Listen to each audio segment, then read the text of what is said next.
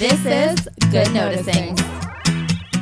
Ashley, I have to say, you look fucking cute. Oh my God, thank you. Your shirt and your pants are really cool looking. Oh my God. I suspect we FaceTimed today on our way to the studio, and I said, I think something new is happening in our outfit. I felt a chicness come through the... You felt it through the phone? I felt a chicness through the phone. It and was I a FaceTime. So excited. It was a FaceTime, so eyes were out, you know? So I was so excited to walk through the door and say, very true, you look great. Thank you. I guess I'm going to make my top one of my recommendations. I was hoping you would, and if you don't, I will. Okay. I will, though. Okay.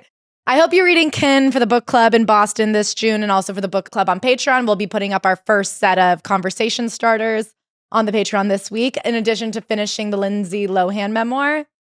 Who? I meant Lisa Rinna. Yeah. And, you know, in many ways, similar. Not at all. I'd say one of them has like the steel will of a, I'm thinking of like an angry bird. Do you know what I mean? Like an evil crow who's coming to pick the brains out your head. And the other one, I think of more like a swan that's fallen over. Or like a flamingo with a bend. And I do believe that flamingo with a bend is who the crow wishes her daughters were. Yes. Anyway, okay, Claire, what are your recommendations this week? Okay, recommendation number 1. I went to Winsun. Ooh, yum. I got a black sesame latte. Do you know what I was thinking just yesterday, literally? I was thinking, when's the last time we went to the Winsun restaurant? It's been a while, but I have to say, I feel like every time we go, we're a little less happy with the eggplant situation. That's true, but I was remembering we went there one time with Annie Clark, and I thought, I'd love to go back. We could go. I'll take you. Thank you. I'll take you for your birthday. Great. Settled. If you live near a black sesame latte, I really recommend it. I think Edith's in Manhattan and in Greenpoint, they have like tahini frozen latte. Okay. That's also phenomenal. And tahini, if you don't know, is based on sesame. Pan Vino in Greenpoint, they have like a sesame situation. If I could recommend a sesame tahini latte situation, that's like a great sweet treat in the afternoon. And it's not sweet the way a vanilla latte is sweet. It's like a calming, it's like a carby sweet. Mm-hmm. Does that make sense? Yeah. Recommendation number 2. I think I already recommended it, but I want to recommend it again because it's ongoing and I'm loving it. The comeback this season is my favorite season. It's so great, I think. And I think it's like really doing a great job and it's just getting funnier and funnier. So if you haven't jumped on the wagon yet, quick. Get on there. You know, the thing with streaming, it's going to leave the station soon. You actually never know. That's so true. You actually never know because there was a show I was trying to watch recently and it is unfound on streaming. Can I say throw a party? We threw our party this week, our annual spring bash. It's so fun. Thank you. And I feel like one of the keys is you have to tell everyone who's coming that they can bring whoever they want. Because the truth is, however many people you invite, only half are going to show up. So if you want like 40 to 50 people at your party, you have to invite 40 to 50 and give everybody a +1. 38 will be there. And I also want to heavily emphasize having no fear of group mixing. I feel like I've been having this conversation with people lately where they like get anxious about birthday parties or like larger than small group bashes because they're worried about how many people will know each other or this or that. Throw people in the deep end. People can have a conversation, especially when they have something in common and it's like a mutual friend who's handpicked everybody and you've probably heard about them from the past. And then maybe the first party's awkward. The second party, now they have a friend, that friend from the last party. Yeah. You got to keep doing it. You got to keep doing it. And I think everyone will be so happy. Everyone is sitting here being like, how do I make new friends as an adult? You need to introduce your friends to other friends who will introduce you to other friends. Exactly. And the friend chains will grow and expand and become this friend monster that overtakes you. And then can I recommend when they invite you to stuff, go. Go. If you get invited, show up. If there's somebody you've only met once and you're like, I'd like that to be my friend, show up to the thing they invite you to. It sounds obvious, but I can't even express how many of you guys don't follow through. And then you're like, why can't I make any friends? And it's like, well, what effort's been put forth? So those are my recommendations. True. Okay, my recommendations are, I guess, first, the top I'm wearing. It's from a store called Nomia. It is in Williamsburg if you want to go in person, but they have a website. If you go to the store, chances are the designer will be there. It's really fun to chat with her. They also have like an indie jewelry brands who make stuff with silver from Mexico City. I've bought jewelry there before. I have a pair of earrings that people always talk about that are from there. The top I'm wearing right now is from there. I feel like finding a couple really fun, nice, unique pieces is such a good way to build out your wardrobe if you're sick of the same old. Know what we should do? Huh? We should do our favorite small New York City brands. Yeah. Post. I agree with Because that. you're wearing a small New York City brand. I'm wearing a small New York City brand. Yeah. I'm wearing Nomia. No, you're wearing Nomi Nomi. And I'm wearing Nomia. Okay, tricky. But we're always next to each other, even in the dictionary. Yeah. But I love Tay Park. You know, I'm obsessed with Eckhouse Lotta. They dress me for a ton of stuff. I'm obsessed with I love Eckhouse Lotta. Dana Foley NYC if you're looking for some slut wear. Okay, so stay tuned on our IG because we're going to drop these babies so you have them for reference. Okay, my second recommendation is Sunflower Bean. It's a really fun band. So the lead singer, Julia Cumming, just put out a solo album, which I highly recommend. But I recommend listening to that and listening to the other Sunflower Bean albums for like a full long stroll. It's so summery and jubilant. I feel like Julia's album is even a little bit disco. It's really fun. And then my final recommendation is an article in The New Yorker. It's called The Unlikely Rescue of Timmy the Stranded Whale. And it is this psychotic long read about a whale that kept getting stuck and like the governments and rescue agencies that almost had to completely abandon him and like leave him to die. What do they mean stuck? Stuck in like inlets. He just kept getting stuck? Yeah, he got stuck like 3 times. And then the 3rd time, they just had no way to get him out of this small inlet. And they kept on trying to like shoot water jets. They had this one idea to get a barge. Anyway, there's like a lot of controversy around the rescue because people kept getting involved who everyone would think is just doing it for clout. Like there was YouTubers and like animal virality accounts that were getting involved and like saying that they had noble intentions, like just to save the whale, but they needed their like camera crews around at all times. And people would be like, okay, well, you're not here trying to rescue him. You're here trying to get content. And it like created all this controversy of like, but does the content beget rescuing and get attention? A veterinarian who specializes in large animals from like Hawaii flew out and then was like, actually, this is Fakakta. I'm going back to Hawaii. They ended up getting him out. But like, I want to have a dinner party and like make everyone read The Unlikely Rescue of Timmy the Whale. And like everyone has to pick an animal group or representation agency or like the Danish government and like come to the dinner studied and ready to argue their part. Oh my God, I love it. Like a model UN, but for different rescue missions for this whale.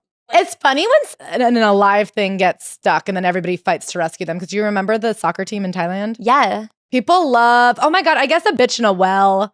People love a stuck something. Oh my God, girls in washing machines. People love stuff that's stuck. Can I read you this paragraph from the article? Yeah. There's something wondrous about whales. Their grandeur and immensity manage to surprise us even in an age when humans are building larger and larger things. A whale is huge and alive, as majestic as a mountain, yet as graceful as an eel. It demonstrates the magnificence of the planet and proves that wild things still exist. In equal measure, a beached whale is appalling. On land, a whale's vastness becomes its downfall. Its own weight crushes its internal organs. A whale that can't be rescued seems like a sign that we have failed to protect the riches we stumbled into. I will say, do you remember one of the biggest fights we ever had? And we were in Australia. We didn't speak for 24 hours. About whales? No, but a whale fixed it. Oh. Do you remember I was so mad at you because you almost missed that flight? Yeah. Because you went to a party? Yeah. And you had all of my stuff. I thought I was going to be like stuck on the other side of Australia. Yeah. And I was really, really mad at you. And then we went on this day trip to this island. And it was a cloudy day. And I was so mad. And then I took this boat trip by myself to go see a whale. And I saw a whale and I was so struck by its beauty. And I just started crying and I came back and we were able to make up. The riches we stumble into. Anyway, that's great. I'm going to look into it and I can't wait to come to your dinner party. Yay. Well, thank you so much for your rec, Ash. You're welcome. This week, we are getting into Kacey Musgraves and Miranda Lambert. Was there beef? Let's find out. JP Morgan Chase. Was there a sexual assault? Ever? Yeah. Of course. In the history of the bank? Has a banker ever assaulted a fellow coworker? Duh. Yeah. Mostly. But in this one case. But would you believe it this time? I don't think it happened. In this one case, it seems innocence is afoot. Much like Lena Dunham, unfortunately, this seems to be one of the 2% of fake accusations that we do stumble upon, and I have some insider info. The Voting Rights Act. Should we be concerned? The Met Gala. It happened. It happened after we recorded, but before you listened. So let's see if we're able to guess at what's going to surprise everyone tonight. It happened after we recorded this episode, but we already had an opinion, and that's what's important. That's how you know that this is authentic intellectualism. And then Sam Levinson, who is that guy? You know, he's the creator of Euphoria, and there have been a lot of things said about whether or not he's a pervert. Can I tell you something? We watched Euphoria. We watched The Idol. He is definitely a pervert, but is he an artist? Is he a great man? What a funny thing to say about anybody. And then finally, talk about great man. What about a great pussy? Bryan Johnson's fucking the number one pussy in the world. The top 1%, the 1% of pussies. Sure. But I can only imagine they've only tested 100. So, you know what I mean? Like, Yeah. I feel that there's a great chance that if they tested everybody else, she would stay number one. That's so true. We're number one, her and her vagina say. Together. Okay, so tell me about Miranda Lambert and Kacey Musgraves. You know, Kacey Musgraves' new album was almost my recommendation this week because that bitch just has a voice like honey, and I don't even care what she's saying. It just sounds great. Well, did you love the song Horses and Divorces? I enjoyed it, and it made me curious. It made me say, what beef? Well, yeah, because you hear beef. Oh, yeah, because the The song's song's about beef. And they realize the thing they have in common is horses and divorces and that they both like to drink. And Willie Nelson. But who doesn't like Willie, they say in the song. Yeah, we all do. Even Jessica Simpson, the girl most unlike all of us. The most unique girl in the world. Anyway, so I was curious, as somebody who actually doesn't really know Kacey Musgraves' music, but like I feel like I know her socially. Conceptually. I like her hair. I like her ideas. I like that she's barefoot. I like that she's smoking weed and singing country music. I like that she's a liberal. Hell yeah. I like that she was divorced. I like that she was a breadwinner. Yeah. I love that song, He Wants Your Dinner. I listen to it manifestingly. I hope one day I have to break up with Matt because I out-earn him and he's getting grabby and greedy. Anyway, I kept seeing that like this song, Horses and Divorces, put their beef to an end. And I've always felt a kinship with Miranda Lambert because I briefly texted a guy that Miranda Lambert dated. Did she drive her keys into the side? No, that's Carrie. Carrie. Mulligan. Oh, boo. Carrie Mulligan, I think, did that. No underpants. She's bad right now. Yeah, we hate her. She's a real repub. I think she sang at the inauguration. Dang. But unfortunately, she knows a karaoke hit when she sees one. That beautiful American Idol. Anyway, the last vestige of democracy. And then she turned around and rebuked it. Stabbed us in the back. Anywho, I was deeply curious about what this beef was between the two of them. And so I looked into it. And do you want to hear what it was? Yeah. So before Kacey Musgraves became a famous singer, she was a songwriter. And she was like on a team of songwriters. And she says basically like she was writing all these songs. They'd obviously go to singers. And she finally wrote this one song. It's called Mama's Broken Heart. There's actually a video of Kacey singing it. It's so good. I was like, well, yeah, this is awesome. And it was one of the first songs she wrote that she was starting to be like, I don't want to have to give this one away. I want it to be my own. But they gave it away. But before she had a chance to ask if she could have it for herself, Miranda Lambert had fallen in love with it. She sang it. The thing is, Kacey Musgraves wrote it with two other people. So it wasn't just hers to give. And she's like, I understood that we had to give it to this big country star because if she made it a hit, it'd be huge for our careers. So sadly, she gave it to Miranda. Miranda sang it. It became a number 2 Hot 100 country single. Also a talented singer, that Miranda. They're from 2 small towns in East Texas, 12 miles away from each other. Wow. So I think there's been a lot of comparisons. They had a similar career. And it sounds like at the beginning, Kacey was just jealous that it was Miranda, not her, singing her song. There's been feud rumors because, you know, at award shows, Miranda's giving a speech. They cut to Kacey. Kacey doesn't look happy enough. That little game that they play as if they're not just like at a work meeting. Yeah, it's an award show, but it's also like, I don't know. If I constantly panned to your face at a conference, would you be like wooing up everybody? You had to catch me on Zoom meetings and go, hey, snap back in, snap back Stop in. texting, we can tell. Ashley's a big one of those things where she like tips up her chin so that when she's looking down at her phone. Can I say I've been really good about not texting during meetings? I know, I've noticed that. Because I'm, you know, because I gathering people for a reason. Because I had to be like, you're not fooling anybody. Anywho, so there's been a long-standing rumors of feud, but never like corroboration. There's also been nothing done. Do you know what I mean? Like back in my day, Rihanna was saying good luck booking that stage you speak of. Do you know what I mean? There used to be like shots fired. I was looking in to try to figure out, because when I listened to the song, I said, wait a second, were these two mad at each other? And it seems that they were simply not friends with each other. Yes. And I'm sure there was a little bit of jealousy from Kacey. I'm sure there was a little bit of a, we all are a little bit jealous. Also, I wonder how much of it was like an unspoken, like, well, you haven't been supportive of me, and then I sense you not supporting me, so I won't support you. And now that you're extra not supporting me because you notice that I don't support you, I support you. Like, do you know what I mean? I wonder if it was just this downward spiral of like inferences. And then finally they were like, oh, what if we just weren't mad at each other anymore because nothing actually happened? So what happened was Kacey was scrolling on Instagram. This is her story verbatim. She was scrolling on Instagram. She saw Miranda on a horse and she goes, I guess that's one thing we have in common. I guess horses and divorces, which is a phrase that already existed. It's a bar in Williamsburg. I know. And so far, SEO-wise, the bar is winning.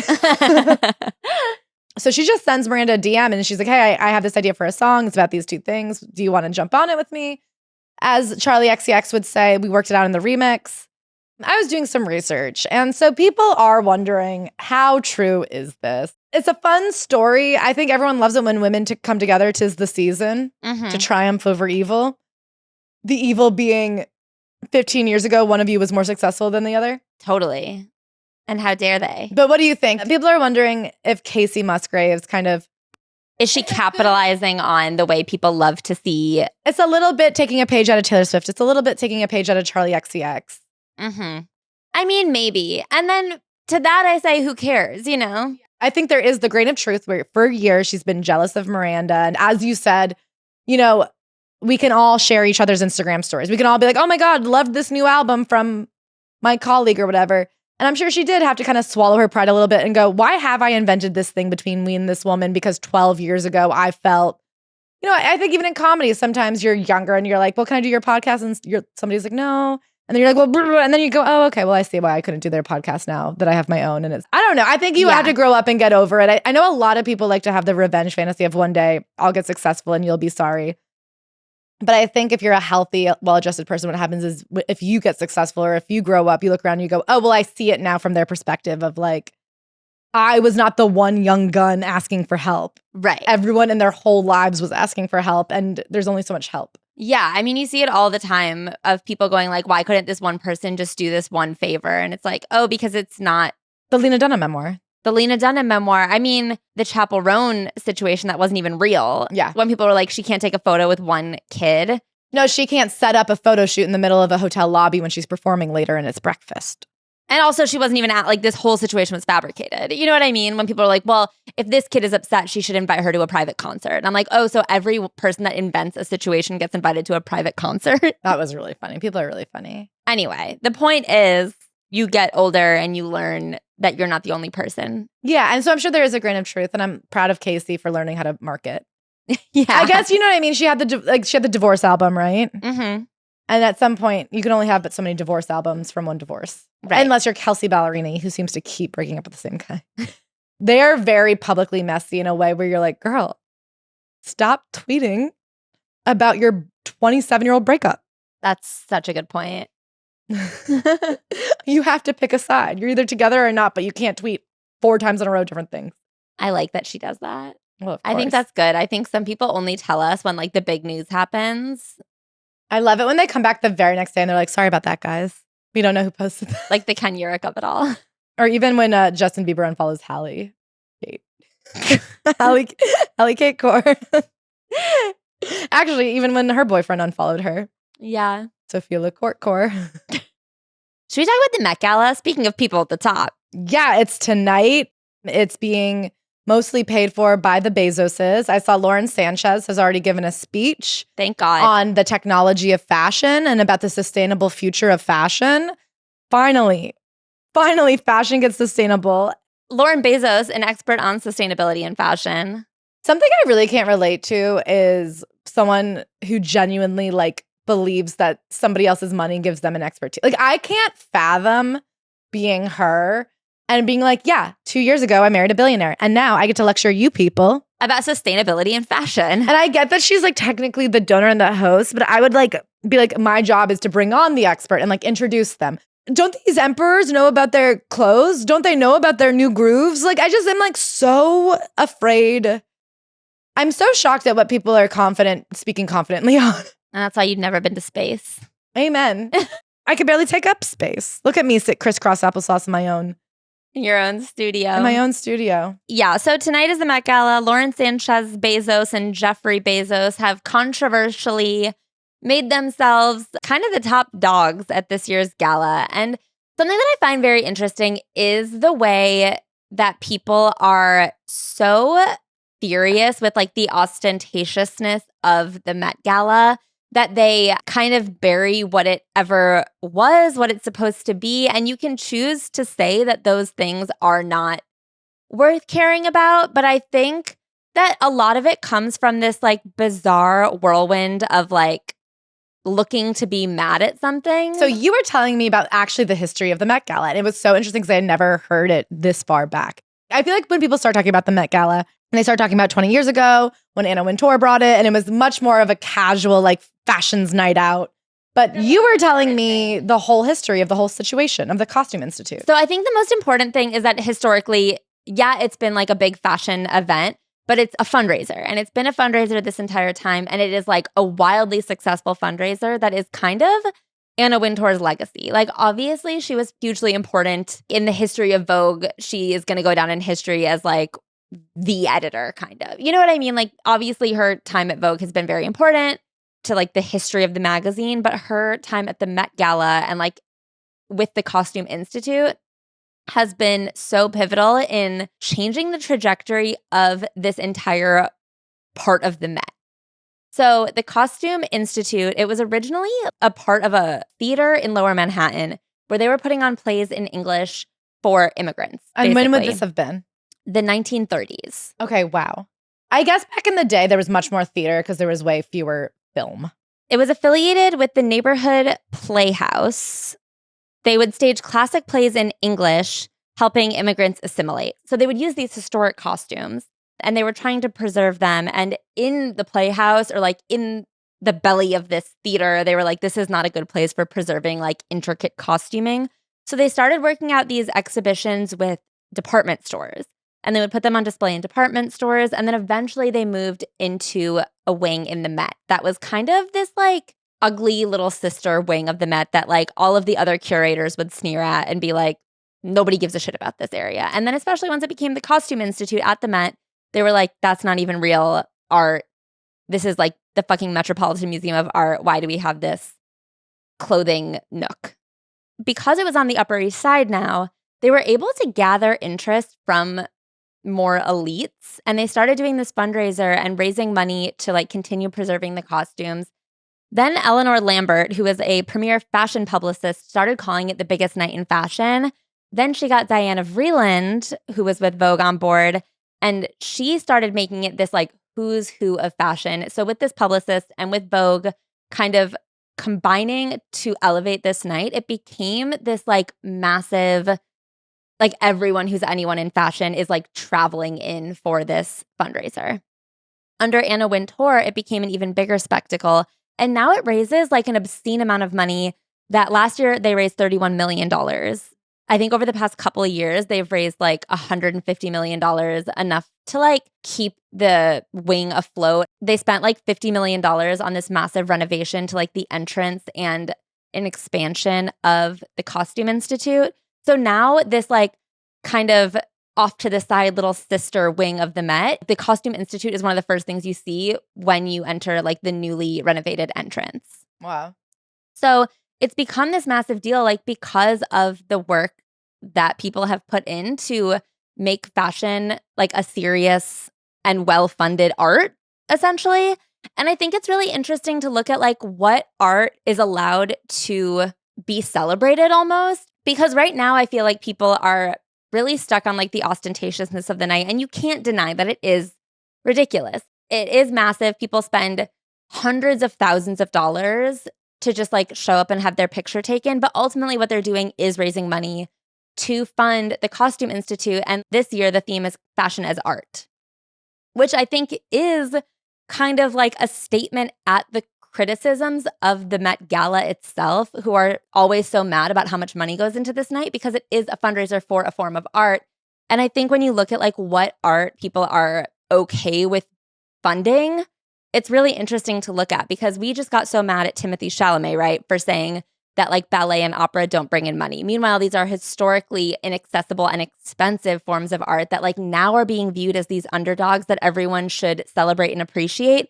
Meanwhile, fashion, which was historically this underdog art form that now has had this like massive influx of cash because of Anna Wintour's elevating it as like a place to see and be seen. Now, all of a sudden, it makes too much money and people are mad at it.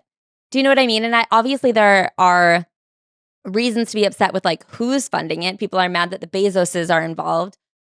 And people have always been mad about billionaires' involvement. But at a certain point, like fashion is an art form.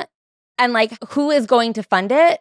And like at what point do you think it's okay for people to be like mad about who's funding it? Well, it's so funny because there's always that like retort on social media that I feel like has become a new thing of people going, back in the day, billionaires used to fund public works. Exactly. And now you have billionaires funding public works, like museum infrastructure. And suddenly now it's like too ostentatious. Everyone's calling it the Hunger Games. But like this isn't just a party. This is like a party that fundraises for the preservation of costume art. If they're not funding it, who will? Should they fund it in secret? Like if all of a sudden all this old costuming is found and people want to restore it to its original glory, like then it can be fundraised for again. Like what is the ultimate like statement that's being made here when people are mad about fundraising for the Met? Well, it's always funny too, like when people blow back, because I know that hasn't Amazon Fashion been like the primary financer of the CFDA Awards, which is the Council of Fashion Design Awards. The last year it was Louis Vuitton. The year before that it was TikTok. I guess it was Chanel, Fendi, Karl Lagerfeld. In 2022 it was Instagram. The year before that it was Instagram. I mean, it's been Apple, it's been Yahoo, David H. Koch Foundation, VH1, Fairchild Publications. So it seems like there is a back and forth of sometimes it's a fashion house like Prada, Chanel, Burberry, they've all been the sponsors, but then other times it is just a giant tech company. I believe that Amazon is the worst one, but I guess, is it worse than Facebook? Facebook owns Instagram. It's been Instagram. Yeah, and I guess the question is, obviously, whenever something like a major event that like looks frivolous is happening, people are sitting there going, well, the money could be spent on this other thing. Obviously, I wish there was funding happening for smaller designers. You know, there are a lot of fashion designers, like Fashion Week struggles because it's like not economical for smaller brands to show during Fashion Week anymore. And I think that is like a huge conversation and a huge problem. But like the elevation of fashion as an art, I think only helps these situations. But when fashion has too much money in certain ways, now all of a sudden it's like too funded. And like which art is allowed to have like a well-funded program?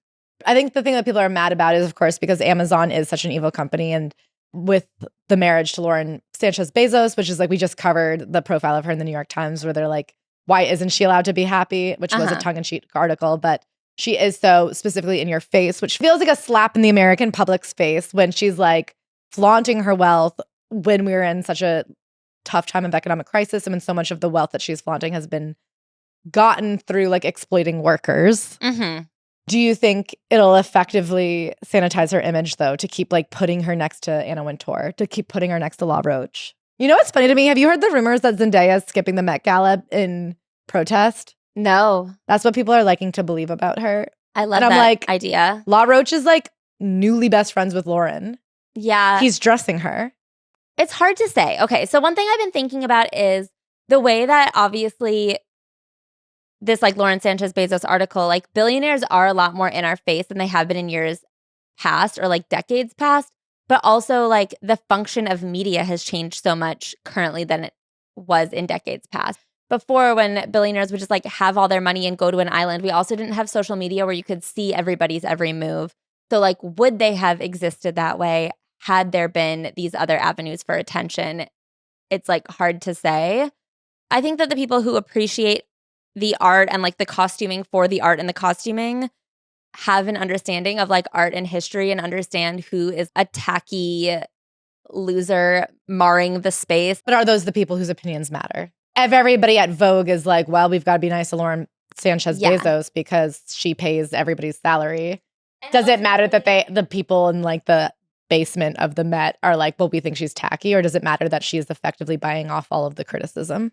And also, at what point do you just get used to having her there? You know what I mean? Like, maybe people protest her at this one. Are the people going to be protesting if in 6 Met Galas they're still the co-chairs? Yeah, I don't know. And I don't know what there is to like be done about it, because ultimately I think that the hard part with this billionaire situation is that if you ban them from one thing, they make their own version of it and like outlaw your version. Do you know what I mean? Like the Saudi Arabian sports. Yeah. Center. Like they just own sports now. Exactly. So like, I don't know what the answer is necessarily. And like, obviously I hate that she's there. Obviously I hate that like there is a lot of work being done to sanitize her image from inside the Met Gala and outside various outlets. Like, you know, I think there's only so much tongue-in-cheek shit people can say about her before people don't realize it's tongue-in-cheek anymore. But I also understand from the other side being like, well, if we don't let her pay for our Met Gala, she'll have her own Met Gala and our Met Gala will go extinct. Like she'll just buy the Met. And then what would you do? I don't know.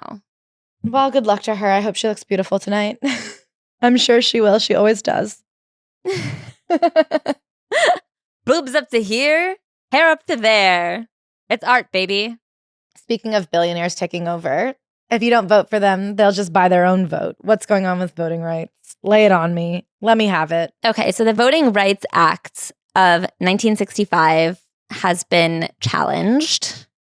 So essentially, some states loosely allow gerrymandering, and the Republicans, as we know, love to do it, where they redraw district lines in order to have a Republican majority in certain districts. There was a Supreme Court precedent set against redrawing districts based on race, essentially, so that if there were regions that like heavily favored white people, essentially, within a certain state that had a certain population balance, then other like predominantly Black districts had to be drawn so that they had voting representation. This has now essentially been overturned. Okay. So before, in order to make it even, you had to be able to like show the population statistics and the results and be like, the way it's currently drawn is racist. Now, what they've done is instead of like overturning the Voting Rights Act, what they're doing is they're like sanitizing pieces of it to make it unusable, essentially. So what they've done is they've changed it so you have to prove racist intent in order to change things. You can't just use the fact of like the actual racial demographics to be like, hey, by the way, by definition, if you're like redrawing things that aligns with the racial demographics and like makeup of different cities, then by definition, it's probably like a racially motivated thing. Right. You have to be like, no, I read your thoughts and you were being really racist. No, in your literally, head. you have to be able to find like material evidence to show like there was racist intent, like through the joke emails is you and probably writing. can. I know. The joke is I think if you got these people's phones subpoenaed, I don't think that they're careful or clever. So right now it's been changed to only when the evidence supports a strong inference that the state intentionally drew its districts to afford minority voters less opportunity because of their race, which you might be able to find. But it's a lot of, it's like, it would be easier just to not do it. Yeah. And again, like obviously it intentionally to target Black communities because in Louisiana, where this case came from, they had a coalition prepared to like redraw district lines the second this was overturned. They were like, okay, we know the court case is going to be at the end of April. So like May 1 is when the districts change. And the districts have already changed? They're like working on it. And it's unclear whether or not and like how heavily it'll affect this coming election because we're 6 months out. For the midterms? Yeah. So they're trying to do it in time for the midterms. Some states, yes. Because this country is doing really well right now and they want to make sure we like keep that ship floating. Yeah. So there are very few places that they think will have districts redrawn in time for this year's midterms because the candidates are already set for the districts that they lived in before or that they were running in before. So to change the districts and like shuffle candidates would be really confusing and like not really good for polling, to be honest, for people to like not understand what district they're even voting in. That being said, it will like really heavily affect the demographics of Congress in the future. And there are a lot of things since like 2013 that have like slowly been chopping through the Voting Rights Act to make like every precedent weaker and weaker and weaker. We're returning to a pre 1960s America. Yes. And like what's really bad is that they haven't straight up overturned it. So there's been very few objective overturnings of Supreme Court rulings, which is really bad for the Supreme Court to do because it makes it seem like law is just an idea, which it is, but like they don't want it to seem that way. Like it makes America seem weak. It makes the Supreme Court seem weak. And like none of their rulings really mean anything because it'll just get overturned in a few years.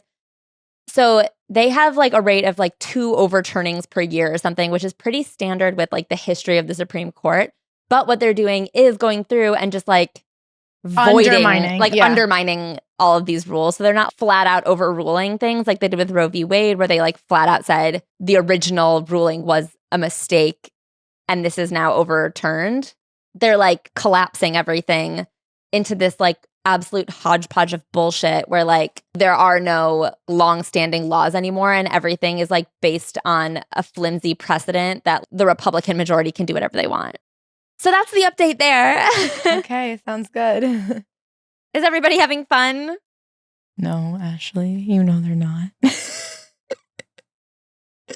Well, should we talk about who is having fun? This weekend, a lawsuit went viral when a former employee of JP Morgan accused a colleague of sexual assault. The twist, the assaulter was a girl, the assaulted was a boy.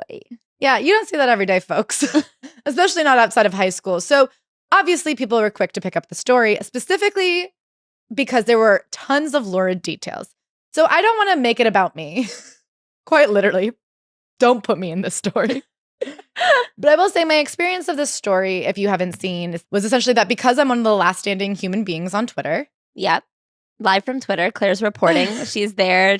Early Saturday morning, I saw these reports because there was a lot of like lurid details coming out, as I already said. Like there's a lot of in this, like her straddling his face, her saying, I'm going to slash your bonus, her showing up at his apartment and like drugging him with Viagra because he couldn't get hard, her using slurs.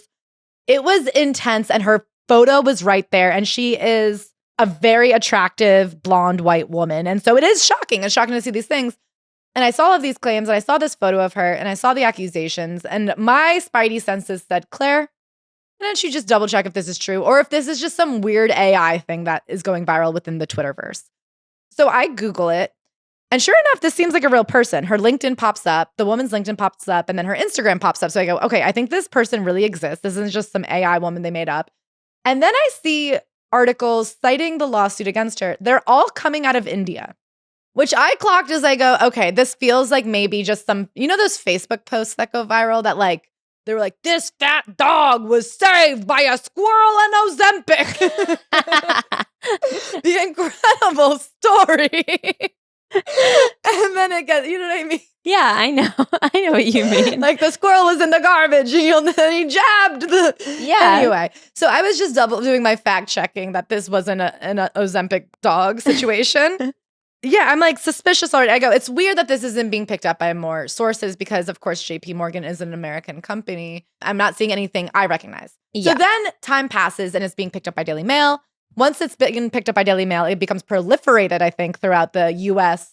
media economy of now it's in page 6, now it's being picked up here. And by the way, in the U.S. media economy, it's still only being talked about in like tabloid style outlets. It's not being picked up by actual news sources, but it is being spread much further, much wider. After it got picked up by the Daily Mail and like the New York Post, I feel like a lot of American social media started picking it up, or at least much heavier. I saw it on TikTok. I saw it on Reels and Instagrams. It was getting spread much faster, still without any primary reputable sources. Yeah, the complaint was filed Monday, April 27th in New York and first reported in the tabloids, almost immediately stirring up viral discussion online, making further headlines.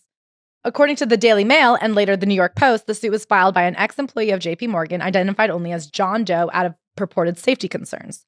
His name was later revealed. Yeah, I'm just like gonna say John Doe and the accused because I honestly feel terrible for this woman. We'll get into why, and I don't really want to like dogpile on the SEO situation. But anyway, so some of the accusations have like all of this verbiage around it. Like at one point she brought him into her office and took her shirt off and said, does your Asian wife have these cannons? She also used a slur for Asian people that I've never heard of. And I feel like the consensus is like it's not a word that people in America would really think to use. Yeah, a lot of like very specific detail that like was almost porn. There was a lot of like almost neuroerotica in describing the situation at hand. Yeah. The women on Twitter were quick to point out, hey, you know, as a woman, I've never once grabbed my breasts and referred to them as cannons. People are also picking out like other kind of inconsistencies with like the language of like maybe a native English speaker from the US and how women act. Yeah, I guess to me, how women act is not depicted Yeah, here. the cannons was a big one. Anyway, so this thing comes out. Her reputation is obviously fucking being wrung dry. My heart sinks when I imagine the horror of waking up randomly one day. This is just a woman with an Instagram and a LinkedIn. Like she is just like a lady with a job. And she wakes up and all across the news are these like deeply explicit sexual stories about her and this completely degrading. She's assaulting a man. She's showing up, stalking him in his house. The accusation essentially, she used me as a sex slave. That's like a quote. And threatened to like slash my bonus and hurt my comp package if I didn't stay quiet. Yes. Initially, a complaint was filed in May 2025 alleging harassment and abuse of power. The accuser attempted to negotiate a multi-million-dollar settlement from JP Morgan before he eventually left the bank, and he is currently at another job. Yeah. So basically, he quit his job 3 weeks before he put forth this lawsuit. In immediate response to the lawsuit, JP Morgan said, we're going to do like a full in-house search. They're like, we've done an investigation. We've found nothing credible about this. Like, there's no credible communication between the two of them in any professional or unprofessional way. And on top of that, and I want to say, of course, when a company does their own internal investigation, they go, we checked it out. We didn't do anything wrong. I'm always like, sure, whatever. But in this situation, people are also pointing out that she was actually not even his boss. They reported to different managing directors. She in no way was in control of his comp package or bonus. Like she wouldn't have had that power.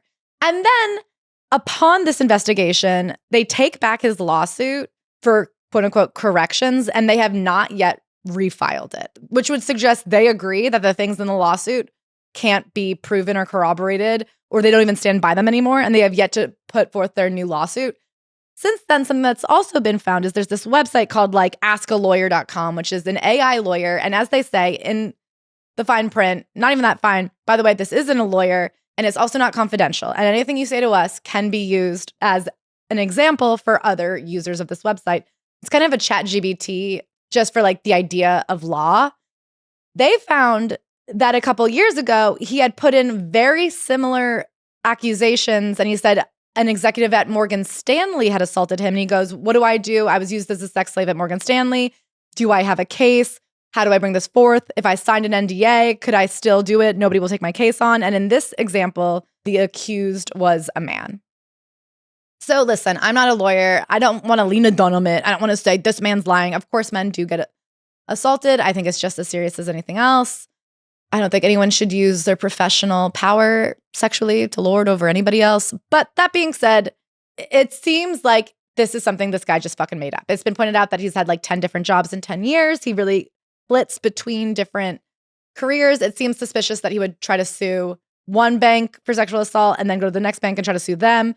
It seems that what's happening here is he tried to just like harass this bank into maybe giving him a lump sum cash to squash it.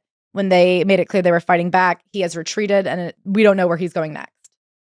Yeah, and I think it's been really heavily shared because in the manosphere hatred of women coming forward about sexual assault, I think that there has been a lot of excitement in that space that they get a story too of like a man being silenced. I've seen a lot of men talking about this case, not a lot of men. I've seen like 3 men from heavily followed accounts that are affiliated with Barstool or something similar, talking about how like men don't get believed, we need to punish this woman, blah, blah, blah, like spreading this hatred. I've seen AI photos of them together. I've seen AI videos of them together, like laughing and sipping wine. What's happening to her now in the discussion of this conversation? And of course, maybe it's true and I like am the biggest asshole in the world, but it really seems like part of the reason the manosphere is so excited to jump on like how all people need to be believed suddenly, and specifically men, because in discussing these like super crude sexually explicit accusations, they're still attacking this woman. I mean, they get to like sexualize her. They get to like put her in these horrifically like demeaning and graphic imagine scenarios and talk about her openly in these sexually vile ways, which does, to me, amount to harassment, but in a way where they get to be morally righteous and nobody gets to tell them to stop because they're like believing. Do you know what I mean? They get to flip it around on feminists who are like, you have to believe everybody. Yeah, I think that it's horrifying because using AI, this is a win-win for like the manosphere because in one situation, it's true and they get to sexualize and discuss this woman in a way that's very disturbing because she's the perpetrator and that therefore they're like morally correct to be discussing her in this way. Or two, it's a false accusation and this adds to the statistics of false accusations. And then they get to use it as an example of false accusations that are going to forever be more and more prevalent because of AI.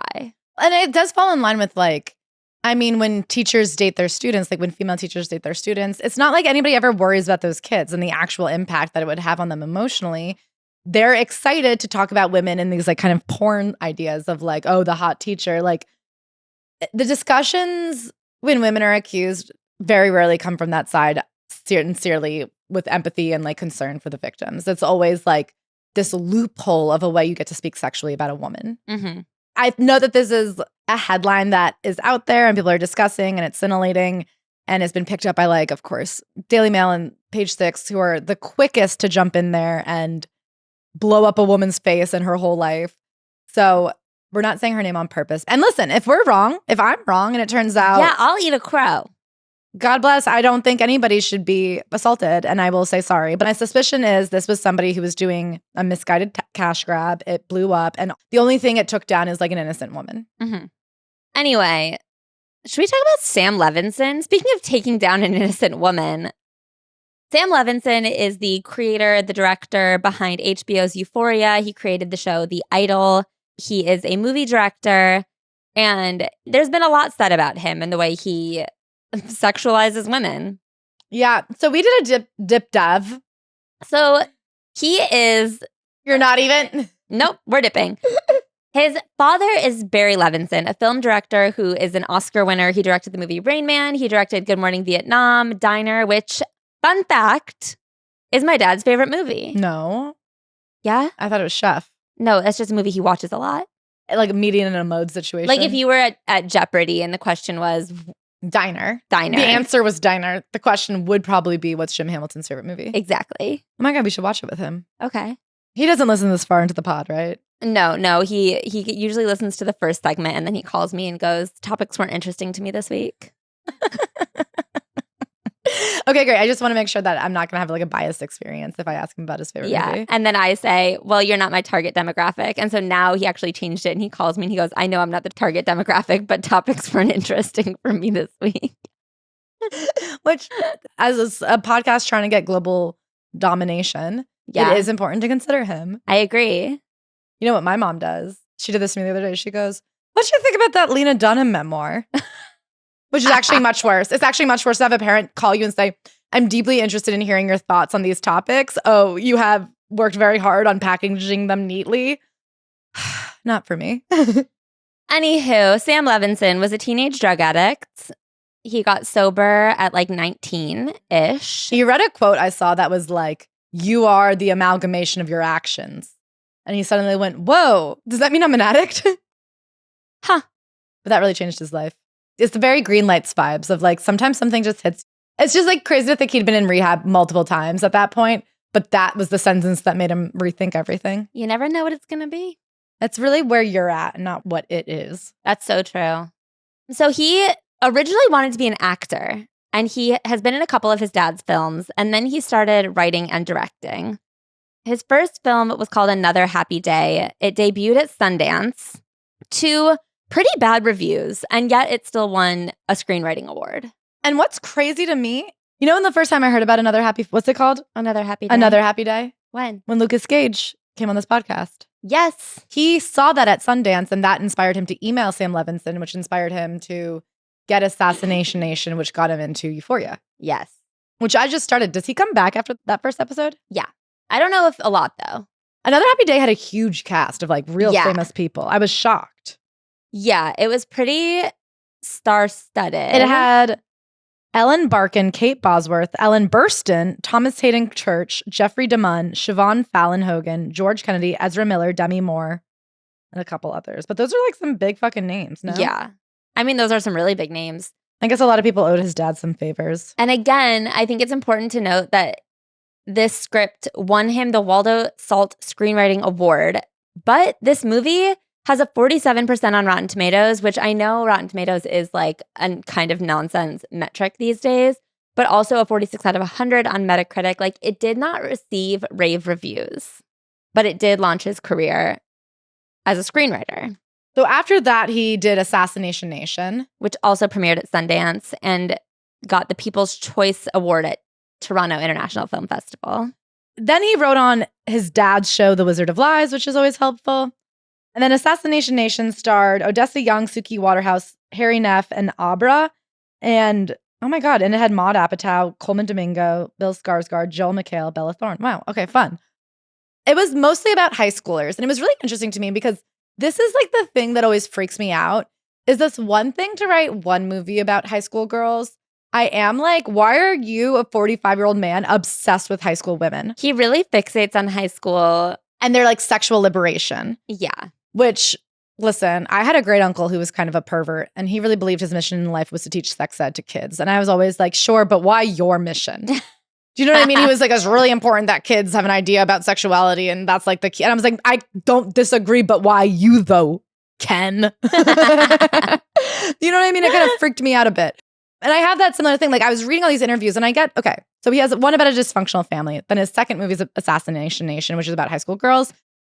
It came out around 2016, right? Mm-hmm. Yes. And it's interesting because in the interviews, he's saying like, they all talk about how it was so authentically female perspective. And he is like, it's so easy nowadays. You go on the internet and 14-year-old girls are desperate for you to understand their perspective. So if you're just willing to like go out there and find these people, you can read how they feel about the world. And he's like, I completely understand the female perspective because I have Tumblr. But like, yeah. But and I'm like, fine, you get one. But Assassination Nation is about this group of feminist, progressive, I don't want to say women, girls. They're high school girls. And one of their nudes gets leaked. And then they go on this like murdering rampage. And I am like, damn, you really are obsessed with naked photos of high school girls. Euphoria, half of season 1 is about like nudes and like child pornography and whether or not children can distribute child pornography. They can if it's empowering to them. And The Idol is also about a nude leak. Yeah, and even like, sure, Lily Rose Depp, I guess, is an adult in this one. But like, I mean, Lily Rose Depp, you couldn't have found a smaller child to play an adult woman. Yeah. There is something where you're like, okay, once fine, twice weird. Oh, this is your obsession, is finding the skinniest, most prepubescent looking child and like getting her as naked as you can on TV. It's a weird obsession. So after the success of Assassination Nation, which did do really well on the circuit, he goes to HBO and he pitches them Euphoria. It's based on an Israeli show about teenage drug addicts, also called Euphoria.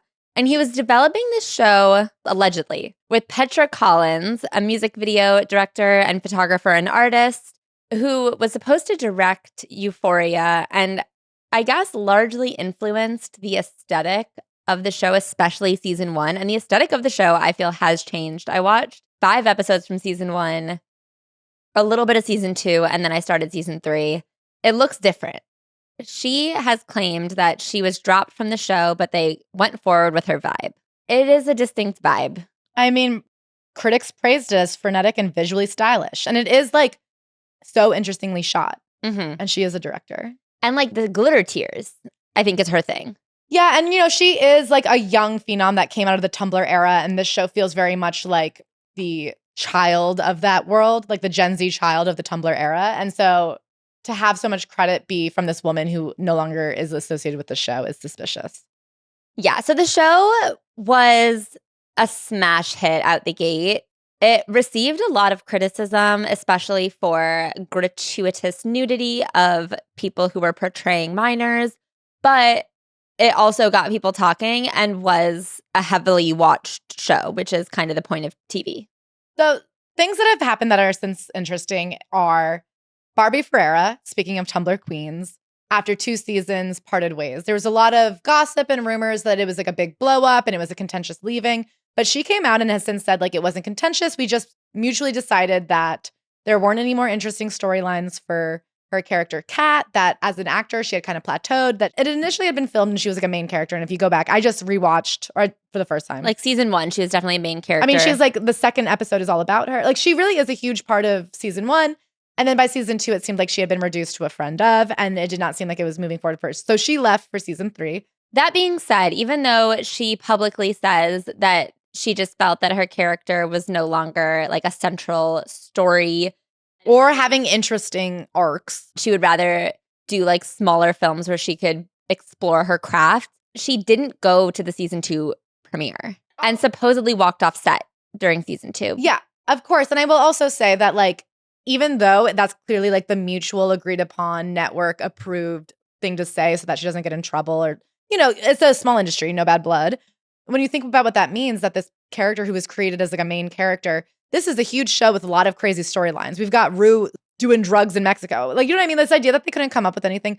And I just went back and watched it for the first time. And her entire character, like the arc is like, well, she's fat, so now what? And I understand how Barbie Ferreira felt very degraded by the assessment of Sam Levinson, that she was as deep as like her pant size or something, that was all she could be as a character. So she also has a quote that I found where she said, Sam Levinson writes what he relates to and he doesn't relate to Kat.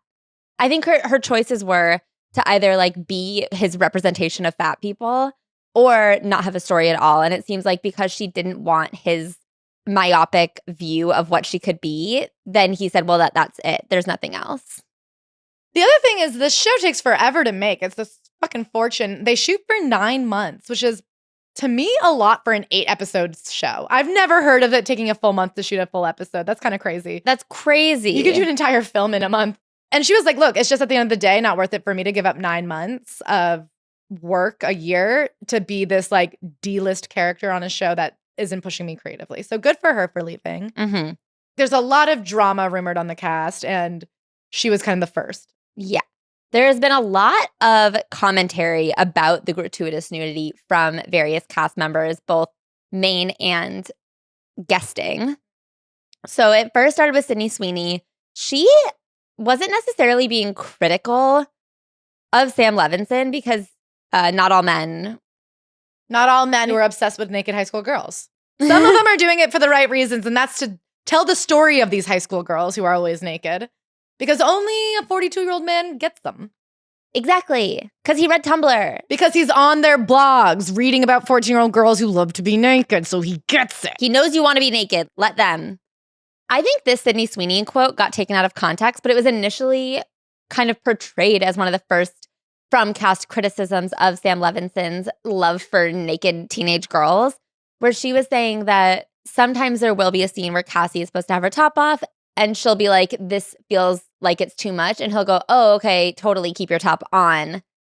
And I think she meant to say he's really respectful because if I think my top should be on, he lets me keep my top on. But it was like ran away within the media as them saying like even Sydney Sweeney thinks the nudity is gratuitous. But I mean, it is like Sydney Sweeney is someone who is always down if a director says you have to take your top. Well, not always, clearly. But she is somebody who is not going to lash out against a director. She has no interest in making Sam Levinson look bad. That's not the game she plays. And so for even her to come out after being so like, no, it was fine, it's great, it's empowering, to be like, yeah, sometimes it's too much. Yeah. But I think she was trying to say it's not too much because if I say... No, I know what she was trying to say, but like what it proves is that even for an actress as okay with it as Sydney Sweeney, as she's gotten more power, it's the first thing she like pushed back on. Which means it's not done for this like holistic idea of the art that all people agree is... all boobs should be out. Yeah. Anyway, the point is her comments, regardless of how she meant them, opened a bit of a floodgate for people to start talking about not being comfortable with the nudity on set. Chloe Cherry talked about scenes where she had to push back against being naked. Speaking of earlier, when you were saying girls shoved into washing machines, there is a scene where she's shoved into an air vent where she was supposed to be naked for it. And she like talked to other people on the cast about being uncomfortable because she was scared to come forward and say, I don't think I should be naked when I'm shoved into an air vent.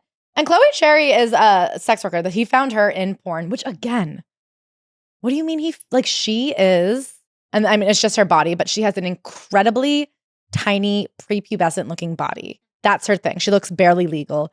I'm like, Sam Levinson, what porn are you watching that you're finding all the most childlike porn stars? And this is like one of her first scenes in the show that she's supposed to be shoved into an air vent and she was supposed to be naked. And she talked to some people and they talked to him. And then she ended up doing a scene clothed. Martha Kelly, who's a worm. Shout out. And I love her. And also in one of my favorite shows, Common Side Effects. It was like one of my all-time 2025 shows. So if you haven't watched that yet, check it out. She was supposed to do a scene with Zendaya where Zendaya strips down and she like shoots her up with something in the bathtub. And she was like, this is too pedophilic. Like, I'm an adult woman. She's playing a teenager. Like, I don't like how this is. So they shot it differently. And then Minka Kelly was supposed to have a scene that was like very sexual. And that was one of her first scenes on set. And I think for her and Chloe Cherry, having their first scenes be these like very uncomfortable naked scenes that they had to push back against is really telling. The fact that he like, as soon as he gets you on set, he strips you naked, I think is notable. When you read interviews with him, he views these moments as collaborative, that like these women are saying, I don't think I should be naked so much. And then he's going, okay, that's fine. Keep your clothes on sometimes.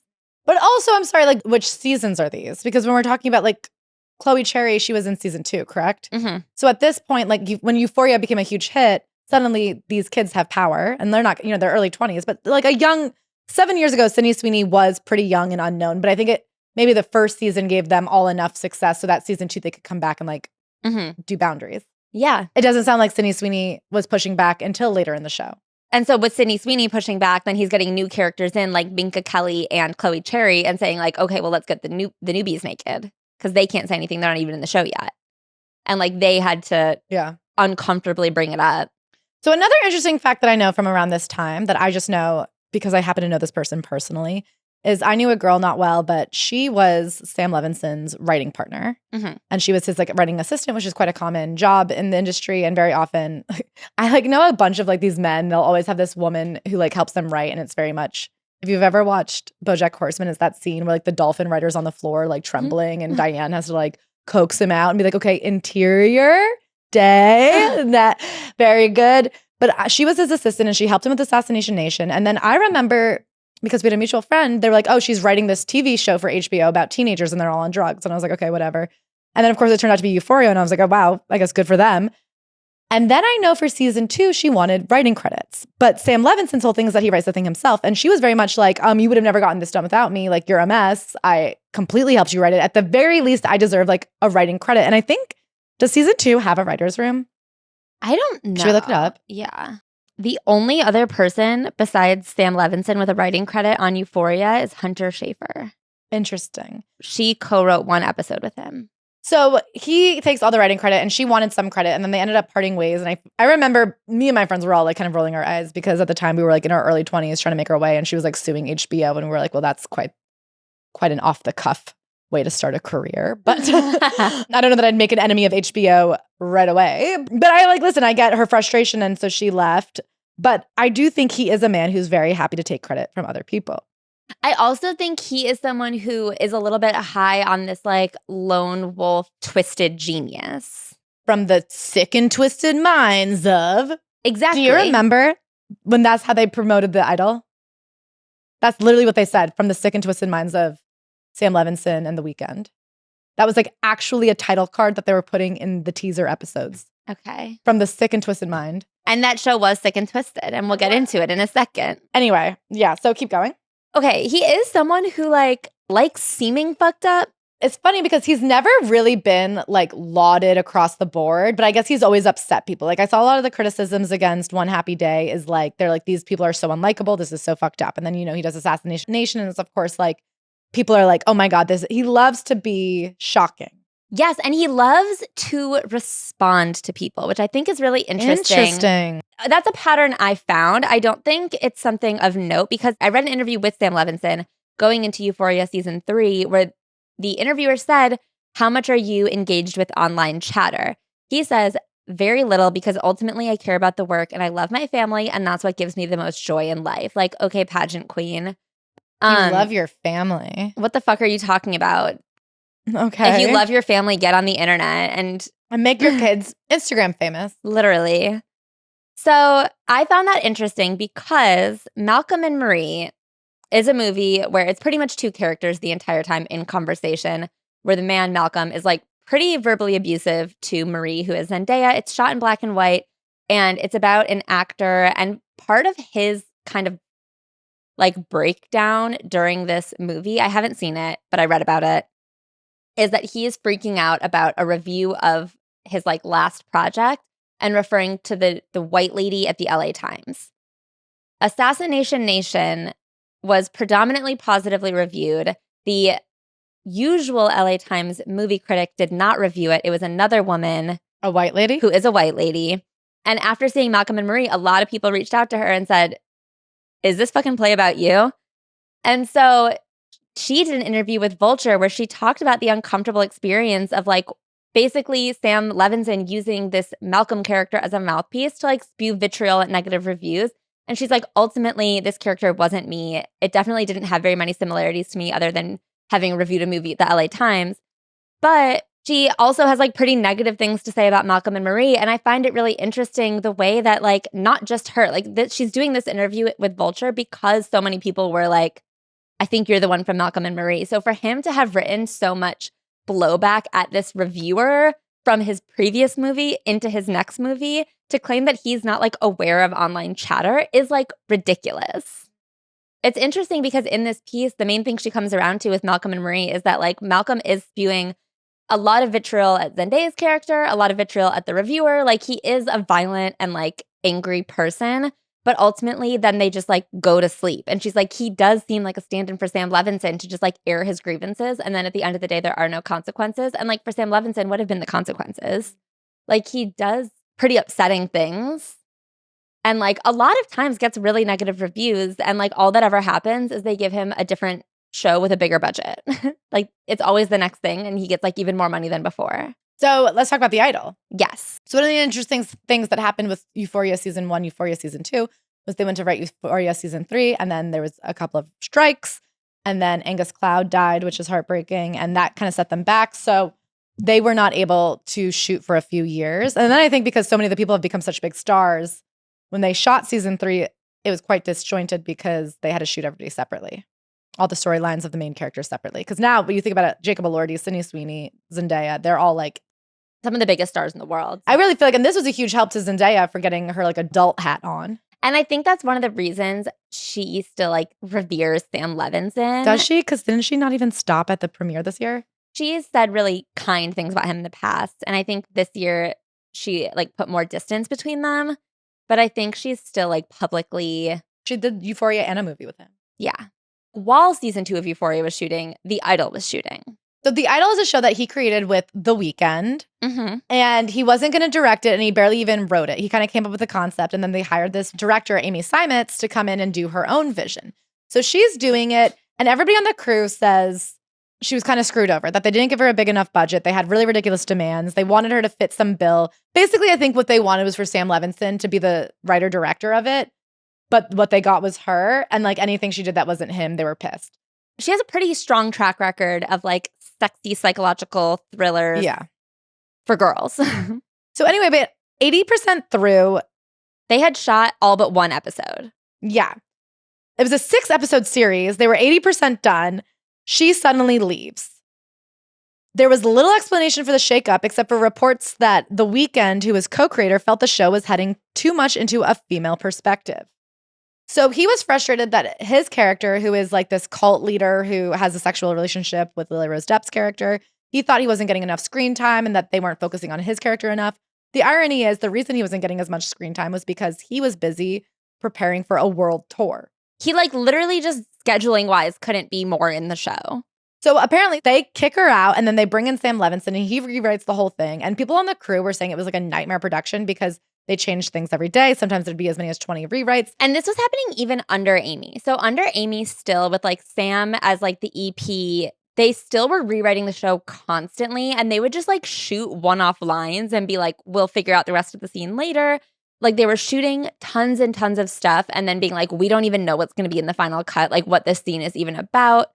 So after they shot 5 of the episodes with Amy and it was like an absolute disaster where they were just reshooting constantly. Like they went way over budget because they were reshooting constantly. They gave her a smaller budget and then suddenly when he threw out every single episode, they had all this money and they claimed that Sam Levinson's attitude was kind of like, well, what are they going to do? Pull the plug? I'm Sam Levinson. I did Euphoria. Yeah. So then what happened is after they did 5 episodes, she apparently was only supposed to do the first 5 episodes because she had another project that she was going to shoot, and they were up against her deadline and the weekend's deadline to finish this show. They couldn't finish the show because of all of like the reshoots and the updates and the changes and the studio notes and like everything just constantly getting shaken up. So then when Sam Levinson came in to like rework the finale, he said like, what if we just rework the entire show? And they threw out everything.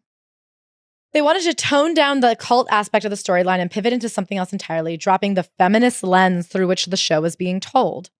A far cry from Sam Levinson, the guy who reads 12-year-old girls' diaries so that they know how they masturbate accurately. You know what I mean?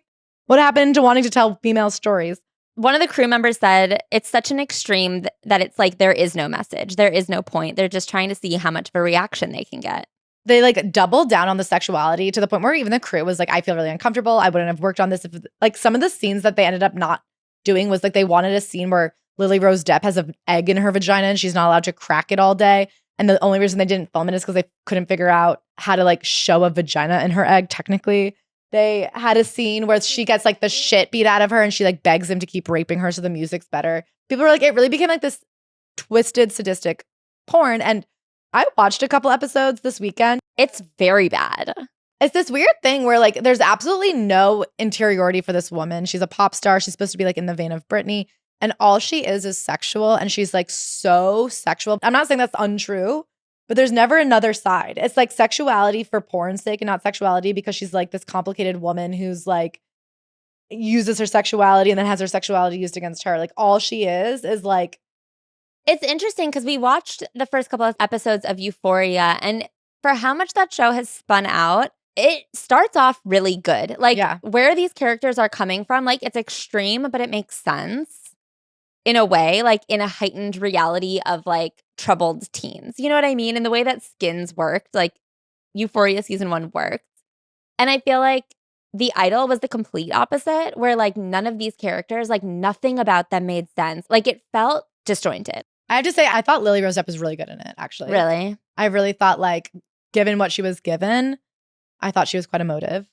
I wasn't blown away, but I felt like the gaggle of, like, publicists, whenever they were talking, it felt so, like, NYU student film to me. Like, it felt so, like, everyone sitting around being, like, just telling you what we were supposed to think about things. Like, we have to keep this information hidden from her. Everybody duck. She's walking in. Hide your phones.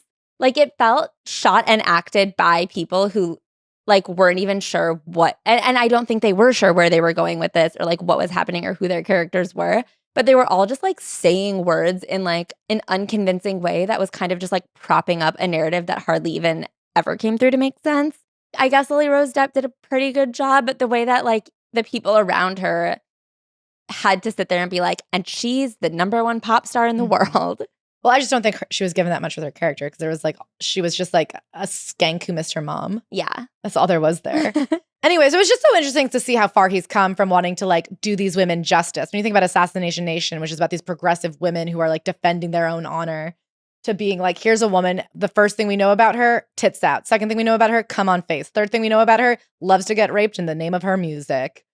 It is like, I will say the music video shoot scene where she's like just trying to do it over and over. She did amazing in that scene. See? My girl Lily. So this show was like a disaster from the beginning. It was deeply exploitive and it went like triple over budget. You know, HBO the year before had cut $4 billion across the board. They had canned the $7 to $8 million finished Batgirl for a tax write-off. Like, there is something like really disgusting about the amount of waste. People were like, of course, this is a wasteful industry. We've never seen anything like throwing out 5 episodes of like $40 million worth of TV to only make something that sucks because the weekend was like, more me, please. More Weekend with a ponytail, please. God, that ponytail was terrible. It was really disturbing. I also think the weekend was pretty bad in it. Yeah, I did too. I don't think he knew how to play cult leader. No. He played like the handler of a miniature pony at a child's birthday party.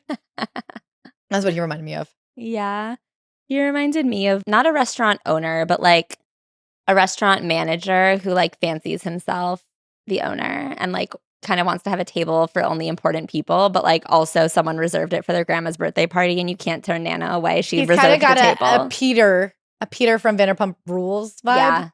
So this leads us to Euphoria season 3. It's out. People are feeling mixed. Something really interesting about my friend Jacob Elordi. Mm-hmm.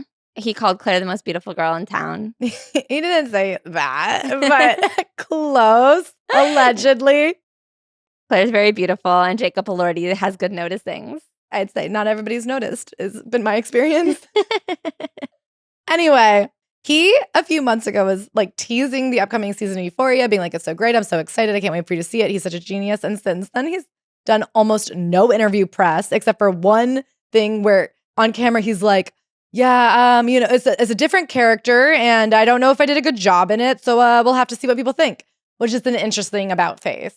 One of his big things is that we had no idea what the other people were doing. He's like, when he was doing his character, he was like, we're not shooting together, so I'm so excited to watch it with everyone else. And I guess since he's seen it, he's been like, maybe I'm bad in it. Maybe the problem was me. And, I don't think he is bad in it. I just think none of it makes sense. Like, you can tell that no one is shooting together and, like, none of the storylines converge in any way. And there's another quote in this New York Times interview where the writer asks about Sam Levinson's penchant for ripping up scripts and starting over day of. When people say, oh, Sam's constantly tearing up scripts and rewriting and changing his mind, there were external factors that weren't being considered. So in this, he's talking about other people's schedules and how he's so understanding of other people's schedules. He never wants people to not be able to work on other things. He also did lose a couple actors in the off season, which is very tragic. And, he really feels responsible for Angus Cloud's passing. Like, he really wanted to keep him sober and safe. He says about that, one could say, I also like to be open to life because that's where I think the most surprising moments come from, when a little bit of life seeps into what you're shooting. What else do you think he is, Lena Dunham, doing Girls? Literally. It's like a very convenient twist on being impossible to work with. But I guess the thing that's most interesting to me is when someone acts like this and has kind of been Euphoria season 1 and Assassination Nation received pretty positive reviews, but like a lot of his work has been pretty panned by a lot of people. In fact, one of the only notable bad reviews for Assassination Nation, he like wrote Malcolm and Marie about, which Malcolm and Marie was also considered to be bad. So bad, that movie with Ana de Armas and Ben Affleck. Yeah, Deep Water. That was like made no sense. I guess the question is, why does he have this endless budget? Do you know what I mean? 100%. Why are there some people they say no to and some people they say yes to? Yeah. And how do you become one of these people that kind of gets a blank check from HBO? Because I guess I have to say, if you are coming off of Euphoria and you're The Weeknd, those are two people that are easy to say yes to, hard to say no to. Yeah. Like, they shot this, The Weeknd had just come off doing the Super Bowl. You know what I mean? Yeah. Like, I think he's one of the most streamed artists of all time. Like, I don't know that we're giving it enough time to see responses. Yeah. TV takes a while. Yeah, I'm interested to see what he'll do next and how young he'll go. Who else will he sexually torture in the name of honesty? One thing that I'm always interested in, especially in terms of like AI and accessibility, right? And how I'm always talking about one of the things that like makes art interesting is the restrictions. Like, I think making something with what you've got is so interesting. And Euphoria season 1 being so much better than Euphoria season 3. Like Euphoria season 1 when he like hadn't really made a name for himself versus season 3 when HBO will give him anything he asks for. Like, it is really interesting to look at like The Idol versus Assassination Nation. It isn't good when someone is like drunk on their own power with unlimited money. Yes, it's really important to maintain discipline, a creative discipline. And I also think this whole everything written by one guy, like, it's just never, like, why? Collaboration is fun. I collaborate with you and I like it. Thank God. Maybe we should just say we're one person and then we could do Euphoria. Let's try. Are you ready for Caps Off? No, but go. Bryan Johnson. You may know him as the youngest man alive. The youngest old man. He is what's it called? A life hacker? Like a biohacker. What is life if not bio? Exactly. He's hacking his biome. He's trying to be the youngest man in the world. He has a 30-year-old girlfriend. One might ask, how old is she biologically? Barely legal, it seems, because her vagina is pristine. He recently wrote a tweet in honor of her biome. And Ashley, would you like to read just a part of it? Because I know it's quite long. 100 out of 100 scored top 1% of all vaginas. He gave her a whole prognosis based on how clean her vagina She has like really powerful bacteria down there, no? Yeah. Like the Good kind. bacteria, obviously. She's clear of health-compromising Gardnerella, Candida, STIs, opportunistic pathogens, and aerobic vaginitis markers. This correlates to a lower risk of bacterial vaginosis, UTIs, yeast infections, HPV persistence, HSV2, and HIV acquisition. And also, this score is linked to improved IVF outcomes and a reduced risk of preterm birth. So, picture of health downstairs. And a lot of people were like, ew. Listen, can I say something? There's a lot of ways to be rich in life. Rich in good bacteria of the cooch. If you've ever gotten a UTI, yeah, you're jealous of the bitch who's less likely to get a UTI. I'm sorry, you've never had a yeast infection? I do bow down. I guess the question is, was this information that the people needed to know? And they also kind of went on a tear about how, you know, he loves to go down on her and he feels comfortable doing so because she's so crispy clean down there that he's not going to get cancer. Listen, obviously she's into it and I'm all for it. Fellas, support your ladies. I mean, sorry, but statistically, most of us don't have a top 1% coochie. And so we're just speaking as jealous haters. Good for her. I am like, good for him. You're getting eat out and you deserve it. And you have a fella who's proud of you. Yeah. In this day and age, to have a man who's like offering you free medical assistance, that's what marriage is. It's getting insurance. She's fine with it. She says, I'm grateful to have a partner who takes my health, his health, and our collective health seriously. Yours, mine, and ours, baby. If you want your biomes to be wed, you better be aware of what bacteria is getting mixed down there. Listen, according to my great uncle Len, everyone needs to know more about sexual health. And so I'm happy they're taking the initiative. And they're doing it together and they're breaking down shame. Fellas, eat your girls out. I don't care if she's got 99 percentile coochie. You be eating good because if it was made with love, it always tastes right. Yeah, good noticings. And to you. Good night and good noticings.